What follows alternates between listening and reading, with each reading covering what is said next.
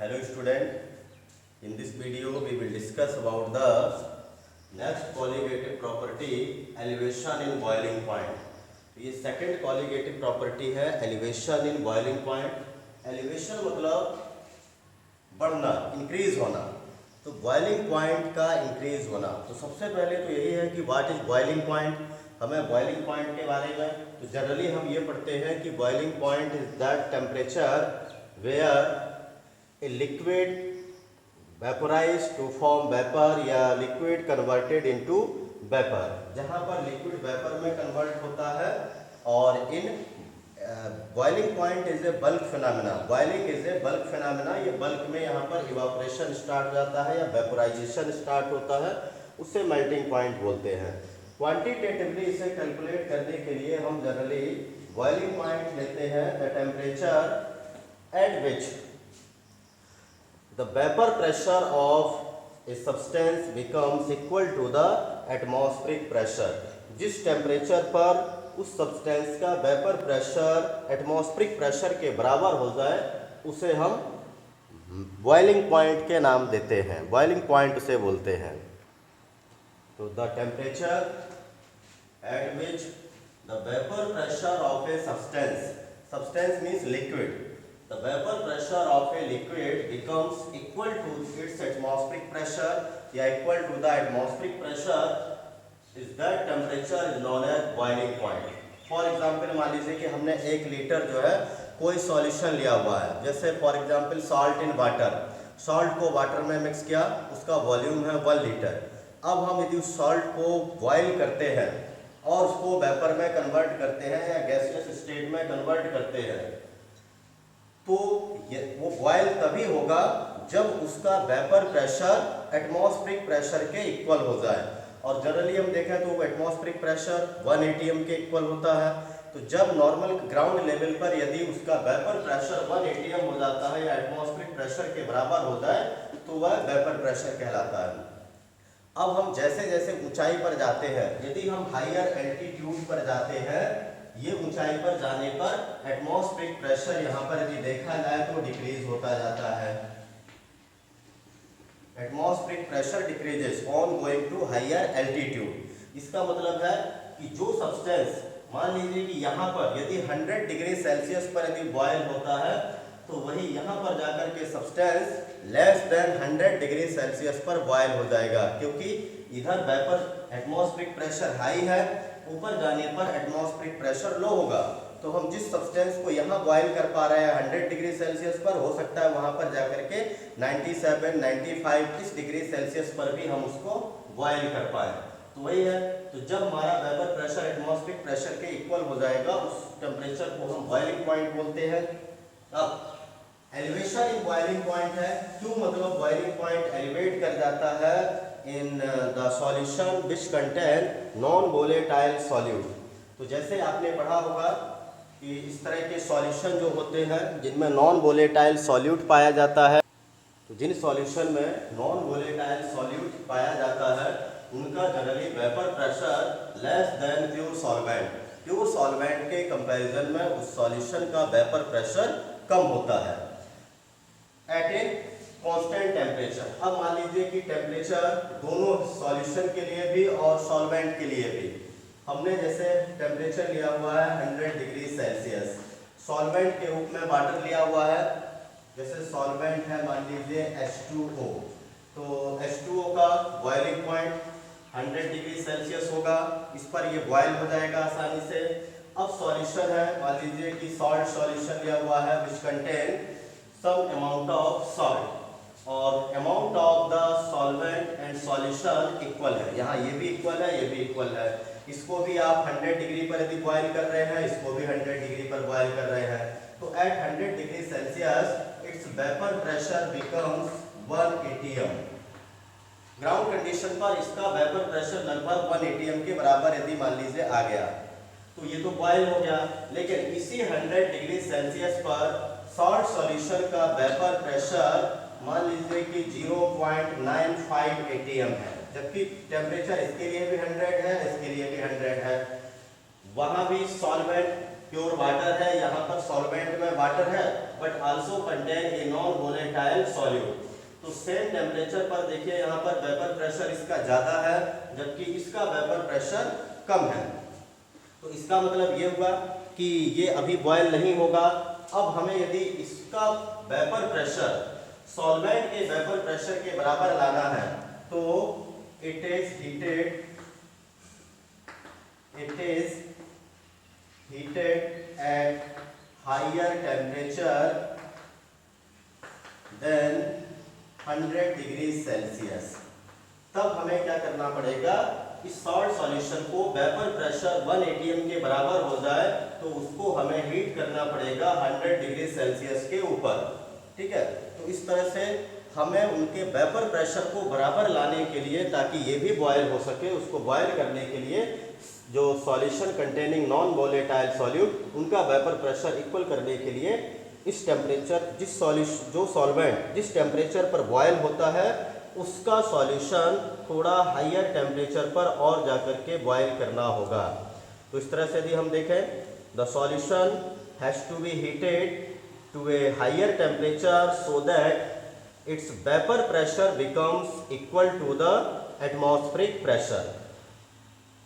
इसीलिए the boiling point of the solution is always higher than that of pure solvent. तो यदि हम यहाँ पर देखें तो ये greater than higher temperature than 100 degree Celsius है, तो सॉल्वेंट का जो बॉइलिंग पॉइंट होगा हमेशा सॉल्यूशन से सॉल्वेंट से ज़्यादा होगा। Means boiling point of solution greater than boiling point of solvent. और ये होता है due to the vapour formation, मतलब less vapour pressure than the pure solvent. और इक्वलाइज करने के लिए, दोनों को बॉयल करने के लिए दोनों को हमको एटमॉस्फेरिक प्रेशर पर लाना होगा। तो एटमॉस्फेरिक प्रेशर पर सॉल्वेंट लो टेम्परेचर पर आ जाएगा, जबकि जिसमें नॉन वोलेटाइल सॉल्यूट है उसका सॉल्यूशन थोड़ा सा सेम वेपर प्रेशर लाने के लिए उसको हायर टेम्परेचर पर जाकर के बॉयल करना होगा। इसको हम ग्राफिकली भी इस तरह से समझ सकते हैं।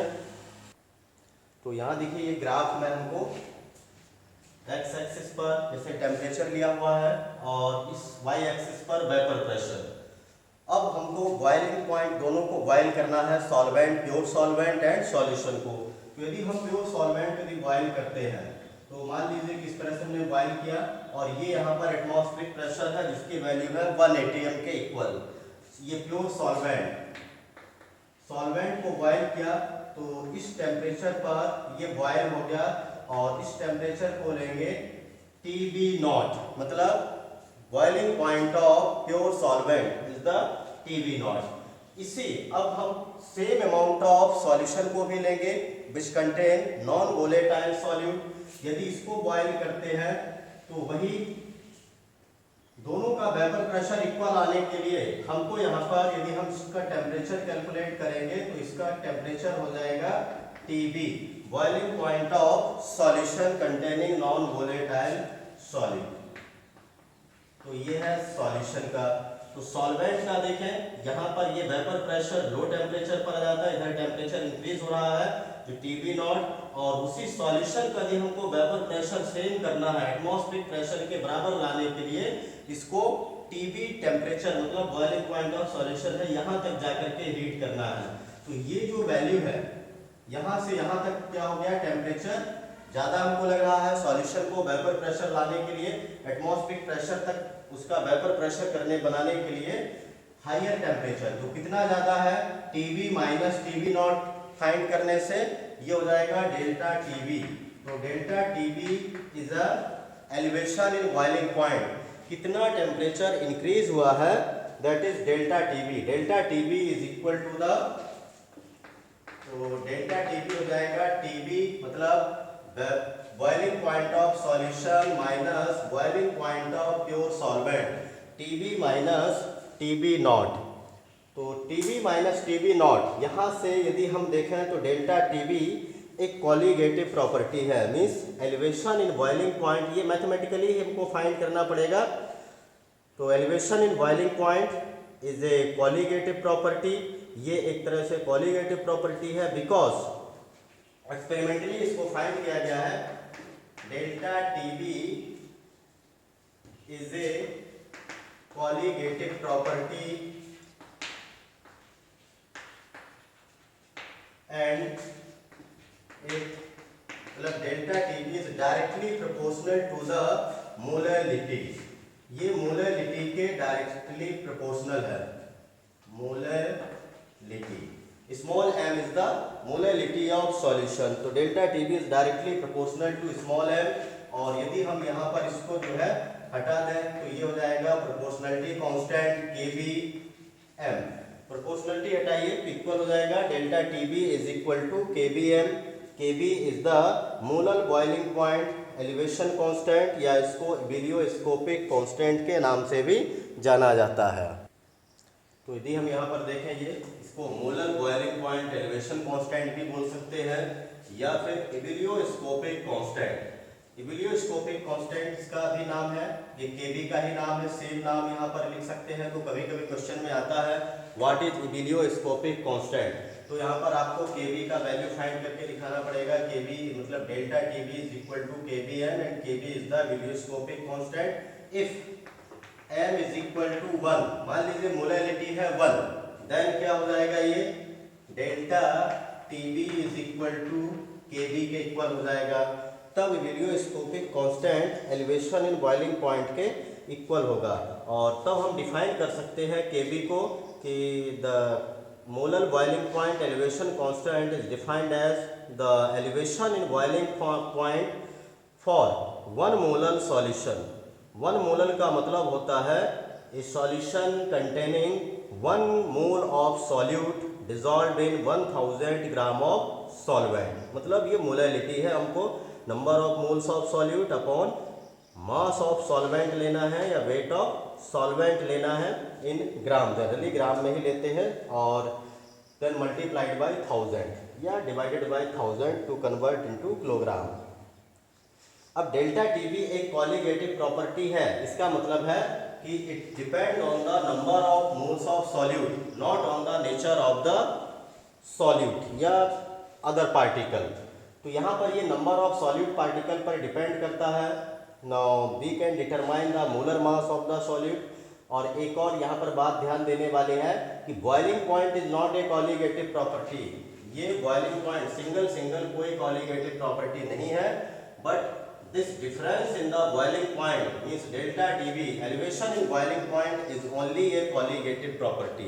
यही colligative property है, ना कि boiling point किसी का colligative property है। तो आगे हम डिटरमाइन करते हैं molecular mass of the solute. Molar mass find करने के लिए, सॉल्यूट का मोलर मास कैलकुलेट करने के लिए हमें delta TB is equal to KBl molarity को ही एक्सपांड करना है। मोलरिटी का ही फॉर्मूला यहाँ पर लिखते जाना है। आगे उसको बढ़ाते जाएंगे थोड़ा सा। मोलरिटी इज इक्वल टू होता है number of moles of solute upon mass of solvent WA। और यदि ये वैल्यू मान लीजिए किलोग्राम में है तो उसको ग्राम में आगे कन्वर्ट कर लेंगे। Delta TB is equal to KB into NB upon WA। और ये यहाँ पर वैल्यू ग्राम में होती है तो यहाँ पर हम इसको 1000 से ऊपर में मल्टीप्लाई करेंगे और मतलब इसको डिवाइड करेंगे, then value reaches to on the upper side. अब ये NB को भी आगे हम एक्सपांड कर सकते हैं। Then delta TB is equal to KB into number of mole, मतलब mole is equal to given mass of solute upon molar mass of solute यहाँ पर रख सकते हैं। तो given mass of solute WB into 1000 upon WA और इसके नीचे given mass of solute upon हो जाएगा ये molar mass of solute MB। तो ये फॉर्मूला हो जाएगा हमारा डेल्टा TB के लिए। यहाँ से आप डेल्टा TB जो है डायरेक्ट कैलकुलेट कर सकते हैं इस फॉर्मूले पर रख करके, या यदि हमें मान लीजिए कि MB चाहिए है तो MB इज इक्वल टू यहाँ पर कैलकुलेट कर सकते हैं means molar mass of solute. Molar mass को इधर लेके जाए, डेल्टा TB इधर आ जाएगा, then KB into WB into 1000 upon delta TB into WA। तो तो ये फॉर्मूला हो जाएगा molar mass of solute calculate करने के लिए। Molar boiling point elevation constant into given mass of solute 1000 upon delta TB means elevation in boiling point, और ये है गिवन मास ऑफ सॉल्वेंट। इस फॉर्मूले पर रख करके हम इसको कैलकुलेट कर सकते हैं मोलर मास ऑफ सॉल्यूट।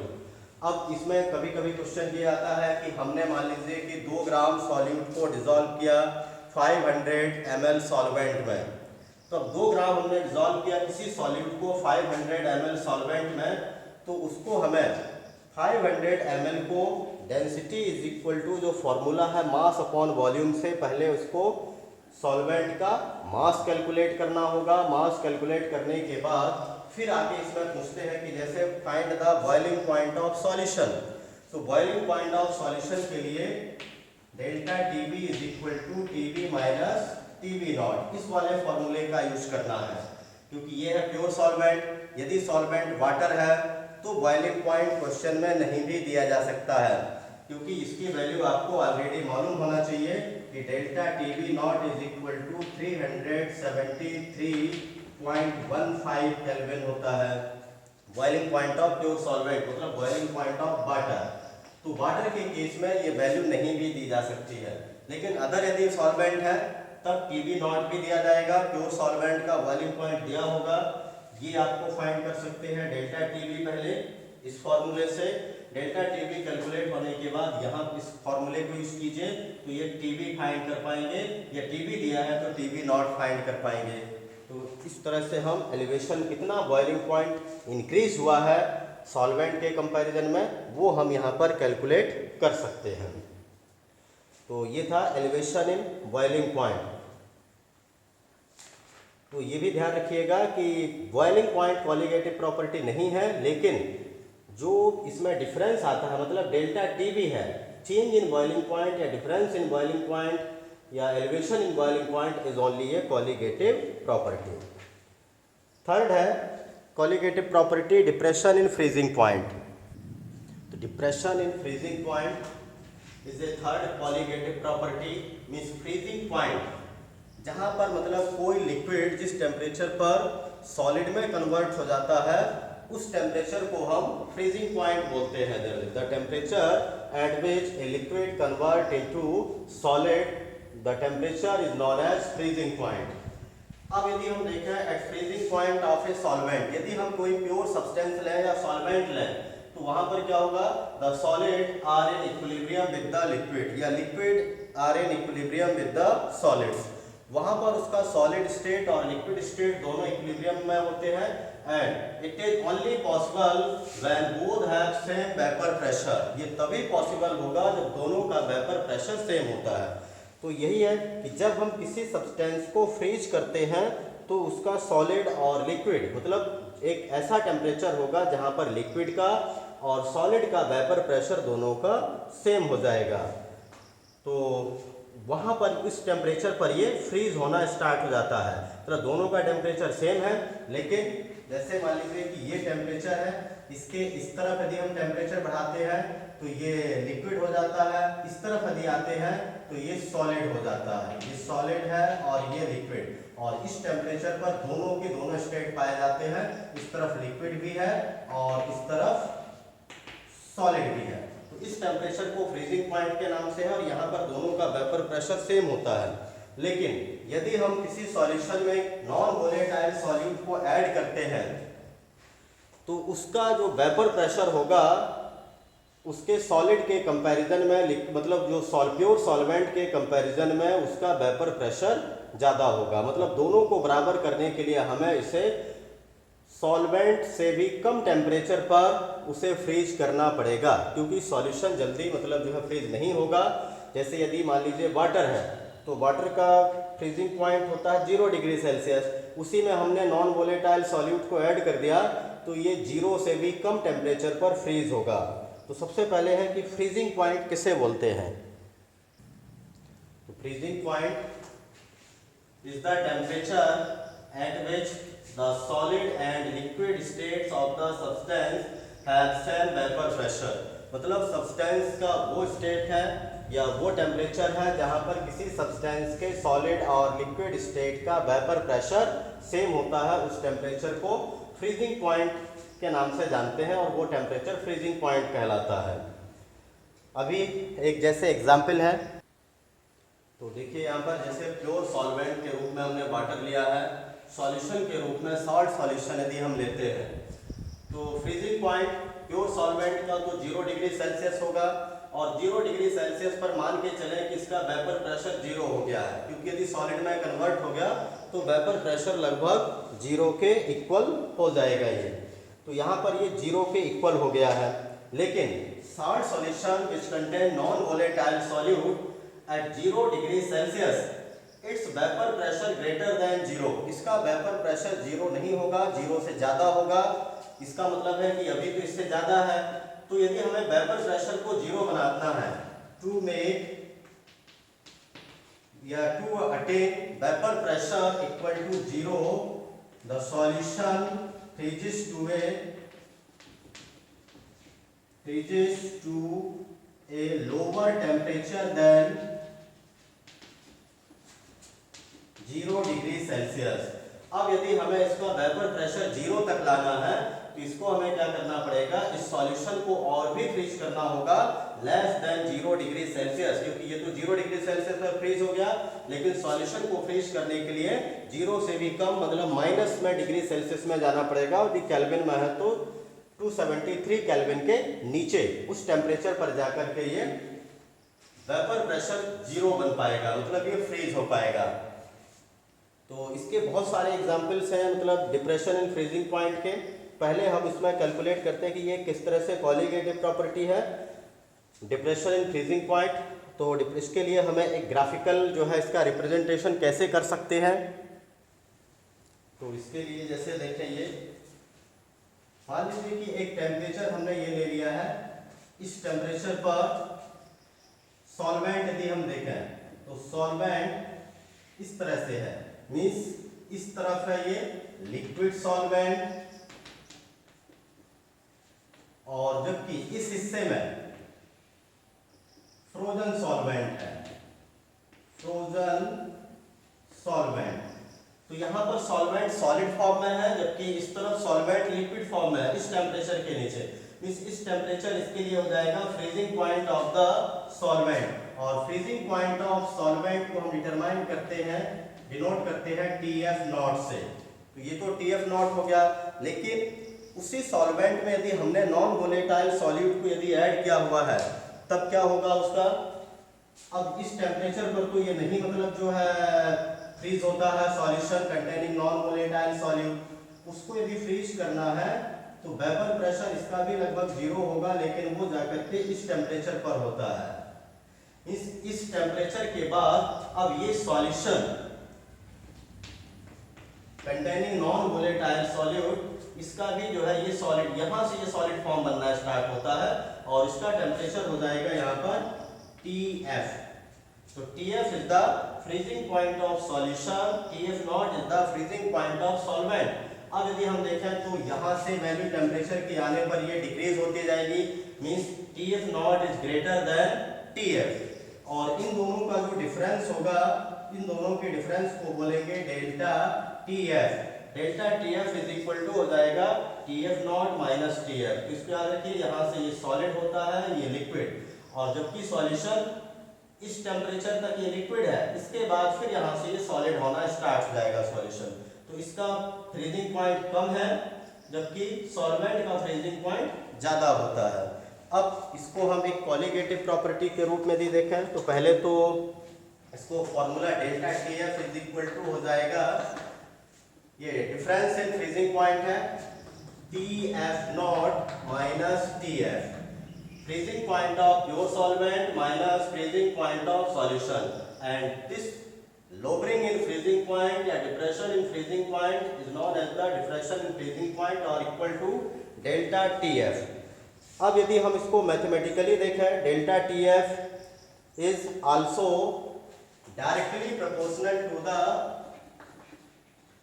इसको यदि हम मैथमेटिकली यदि कैलकुलेट करते हैं तो delta TF is directly proportional to the molality of solution। ये सॉल्यूशन की मोलैलिटी पर डिपेंड करता है। एट व्हेन प्रोपोर्शनलिटी को हटा देंगे तो delta T F is equal to K F M, और K F is the proportionality constant, और इस प्रोपोर्शनलिटी कांस्टेंट को molar freezing point depression constant या फिर इसको क्रायोस्कोपिक कांस्टेंट के नाम से भी जाना जाता है। Molar freezing point depression constant या फिर मोलर क्रायोस्कोपिक कांस्टेंट या सिंपली क्रायोस्कोपिक कांस्टेंट। और यदि हम इसका यूनिट देखें, यूनिट ऑफ के एफ, तो ये हो जाएगा K F is equal to delta T F upon molality. तो इसको हम इस तरह से भी लिख सकते हैं के मोलैलिटी इनवर्स, या फिर जनरली इसको और थोड़ा सा एक्सपेंड करें तो केल्विन किलोग्राम पर मोल। मोल के कंपैरिजन मतलब उसमें टर्म्स में यदि रिप्रेजेंट करना चाहें तो यूनिट हो जाएगा के एफ का केल्विन किलोग्राम पर मोल। सेम यूनिट के बी का भी होता है, जो एबिलियोस्कोपिक कांस्टेंट है केल्विन किलोग्राम पर मोल। इसी से हम इसका मॉलिक्यूलर मास भी कैलकुलेट कर सकते हैं सेम मैनर में जैसे हमने उसको कैलकुलेट किया हुआ था। तो यहाँ पर देखिए ये delta T F is directly proportional to M, या delta T F is equal to K F M, therefore it is a colligative property because it depend on the number of solute particle. तो depression in freezing point is a colligative property, but freezing point is not a colligative property. Freezing point colligative property नहीं है। अब हम find करते हैं इसका molecular mass कैसे इससे कैलकुलेट कर पाएंगे। तो delta T F is equal to है के एफ एम, हम इसको एक्सपांड कर देंगे और K F molality is equal to number of moles of solute upon weight of solvent. ये इन किलोग्राम में होता है। Delta T F is equal to K F into given mass upon molar mass. इस N B जगह पर रख लिया given mass of solute upon molar mass of solute, ये है WA। और यदि हम इसको ग्राम में ले रहे हैं तो ये हो जाएगा यहाँ पर 1000। तो इस तरह से डेल्टा टी एफ यहाँ से कैलकुलेट किया जा सकता है। और इसी में से यदि हमें MB की वैल्यू यदि कैलकुलेट करना है, means molar mass of solute, then ये हो जाएगा KF WB into 1000 upon delta T F इधर आ जाएगा और MB इधर पहुंच जाएगा, delta T F into WA। तो इस फॉर्मूले पर हम रख करके MB की value means molar mass of solute calculate किया जा सकता है। MB is equal to KF means cryoscopic constant into given mass of solute into 1000 upon delta TF means depression in freezing point and multiplied by given mass of solvent. तो यहाँ पर जो भी unit आएगा हम सभी मास को ग्राम में ही लेंगे यहाँ पर। तो इस तरह से कैलकुलेट किया जा सकता है। जब मोलर मास, यदि कभी कभी ऐसा होता है कि आपको सॉल्यूट की मात्रा दी जाएगी और पूछा जाएगा कि सॉल्यूशन किस टेम्परेचर पर फ्रीज होगा। सॉल्यूशन का मतलब है TF फाइंड करना है, सॉल्वेंट का पूछ रहा है तो TF नॉट, और यदि कितना कम हो रहा है, कितना कम है, तो ये हो जाएगा डेल्टा TF फाइंड करना है। तो ध्यान रहे मोस्ट ऑफ द क्वेश्चंस में TF की वैल्यू पूछी जाती है, means freezing point of solution के बारे में पूछा जाता है। जैसे इसी में एंटी फ्रीज सॉल्यूशन भी होते हैं। एंटी फ्रीज सॉल्यूशन मतलब जो सॉल्यूशन को फ्रीज होने से बचा सकें, उसको प्रोटेक्ट करते हैं।